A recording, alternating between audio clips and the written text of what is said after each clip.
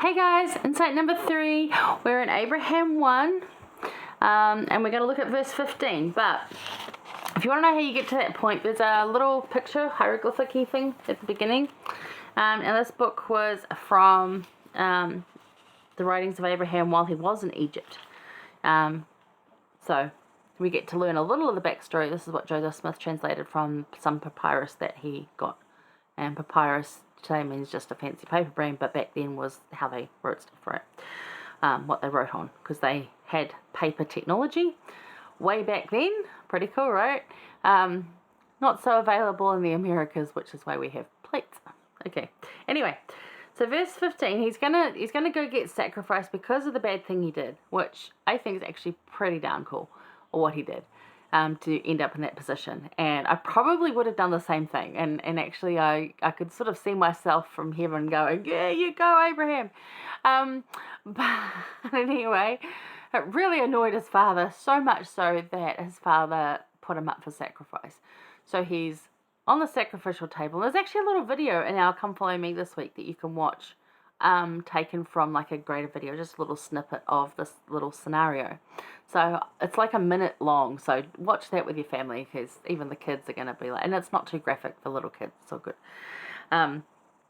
Yeah, so basically, as it shows in that picture, the angel of the Lord comes to save him, but he knew Abraham had desired more, and we're going to get back to that, because that's my last point, but we're going to come back to that, don't think I've forgotten it. So he had been studying the ways of the fathers, meaning he had been looking at what Enoch and Noah and Adam had written and the priesthood they had, and he desired that more. He thought and believed that that was more to him. He wanted that. He didn't want the way that Egypt was going. He didn't want God's false idols and a whole lot of like sacrificing children to gods, and he didn't think any of that was right, which is interesting when you know that and you come around to Abraham, Isaac later, that we'll get to, right?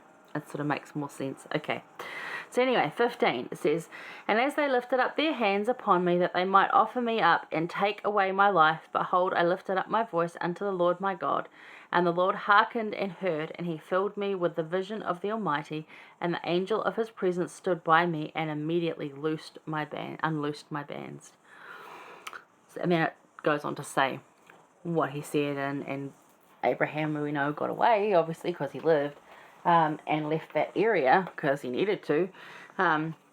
But the question I sort of wanted to pose here is, what can we learn from Abraham's example in striving to live righteously in hard times? Because this was a hard time for him, and although it's quite different for us now, this is a hard time for us.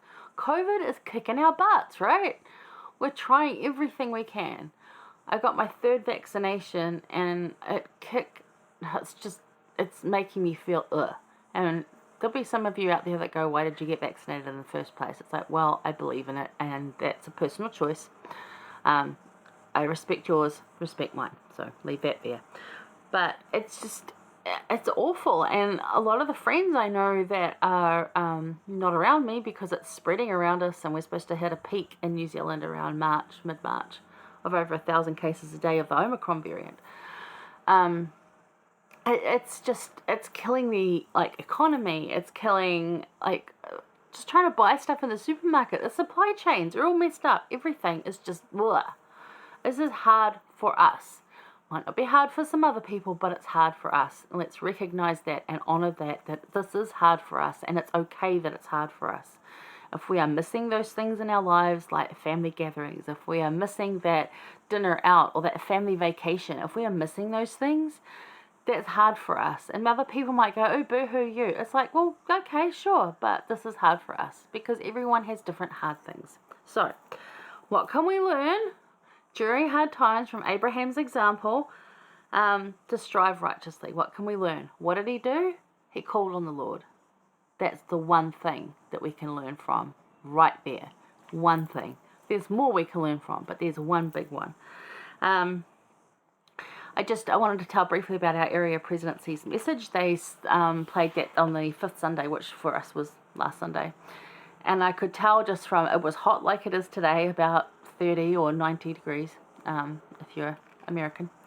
And our chapel has no aircon, so there's some fans going.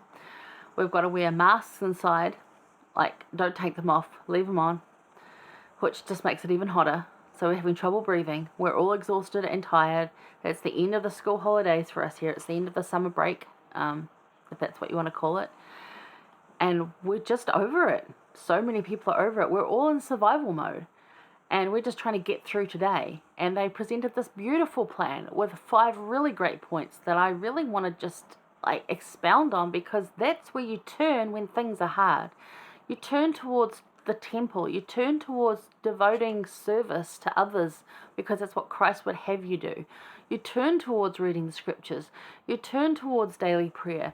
That is what's going to help you. But when you're in that survival mode, it is so hard to see that, because you're just so exhausted about everything. And you've got to put in just that little punch of effort to do a little act of service, remember to say a prayer, and like even just think about the temple. If that's all you can muster, just have a picture of the temple and think about a time you were there. If you get to go, that's even better. If you get to be near a temple, even better. Like, whatever. But that's where you need to turn. That's what you need to focus on. Because our area president's message with the 5 areas of focus was absolutely so well done. We didn't get a chance to discuss it because we couldn't, because of the restrictions we have in place. And it kind of just fell flat. And I'm like, oh my gosh, our area president put together this amazing set of like things to focus on this year. And the delivery fell flat because of the situation and the way the people are feeling. And that made me sad, because I just really wanted to say, look, this is where you need to focus. I just wanted to like say to our bishop, I want to volunteer to teach these 5 points over the next 5 Sunday school lessons. Like, come follow me aside. Let's focus on these 5 points, because they're amazing. And there's an app, and you can make goals in the app, and it's pretty cool. And they don't even know about it. And I'm like, oh, it just made me so sad. So, in the hard times, this is exactly where we need to be. This is our saving. 15:1, like Genesis 15:1. This is our saving. It's the same thing. Genesis 15:1 talks about. Sorry, where are we?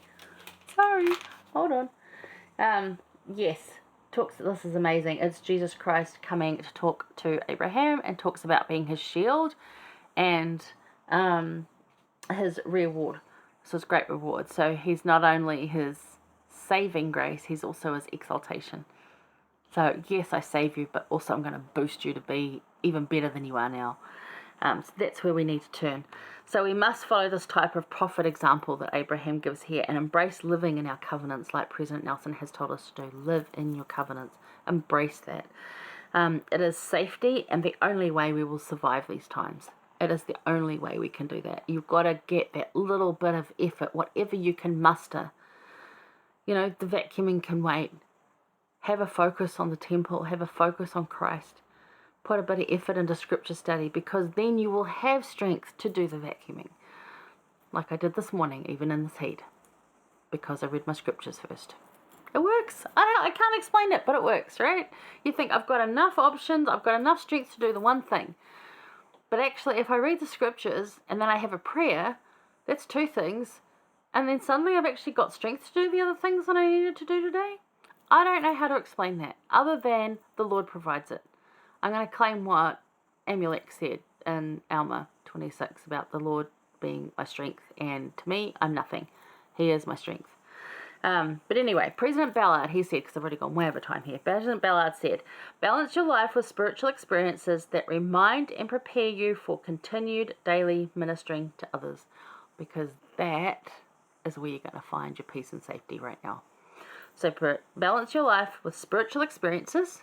You've got to live life, but you also need those spiritual experiences that remind and prepare you for continued daily ministering to others. So thank you, President Ballard, for that. All right, hang around for number 4. It's going to be good. I'll see you there.